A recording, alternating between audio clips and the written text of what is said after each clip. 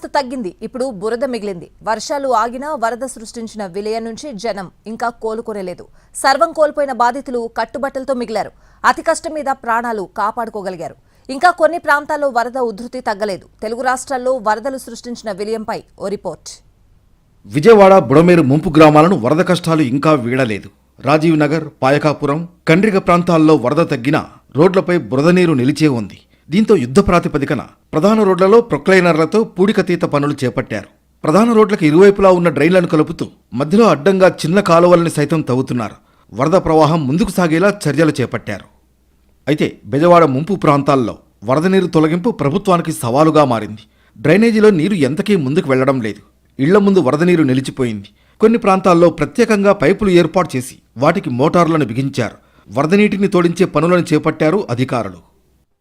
అటు కాకినాడ జిల్లా కిర్లంపూడి మండలంలో పలు గ్రామాలు జలదిగ్బంధంలో చిక్కుకుపోయాయి. రాజుపాలెం, రామకృష్ణాపురం, ఎస్ తిమ్మాపురం, భూపాలపట్నం గ్రామాల మధ్య రాకపోకలకు తీవ్ర అంతరాయం ఏర్పడింది. రాజమండ్రి వద్ద గోదావరి ఉప్పొంగి ప్రవహిస్తోంది. 16 లంక గ్రామాలు జలదిగ్బంధంలో చిక్కుకున్నాయి. 200కు పైగా మత్స్యకారుల ఇళ్లు నీట మునిగాయి. వరద బాధితులను పునరావాస కేంద్రాలకు తరలించారు. అల్లూరు జిల్లాలో వరదలు బీభత్సం సృష్టిస్తున్నాయి. విలీన మండలాలు జలదిగ్బంధంలో చిక్కుకున్నాయి. శబరి, గోదావరి సంగమం వద్ద భారీగా వరద నీరు చేరింది. ప్రమాదకర స్థాయిలో ప్రవహిస్తోంది గోదావరి. కూనవరం, విఆర్పురం, చింతూరులో ఇళ్లు నీట మునిగాయి. వరద ముంపు సూచనతో సురక్షిత ప్రాంతాలకు వెళుతున్నారు గ్రామస్తులు. ఇప్పటికే 80% ఇళ్లు జలమయమయ్యాయి. ప్రధాన రహదారులన్నీ నదుల్ని తలపిస్తున్నాయి. పలు గ్రామాల్లో మరపడవలపై బాధిత కుటుంబాలను తరలిస్తున్నారు. నిత్యం వాహనాలు తిరిగే రోడ్లపై మరపడవలు తిరుగుతున్నాయి.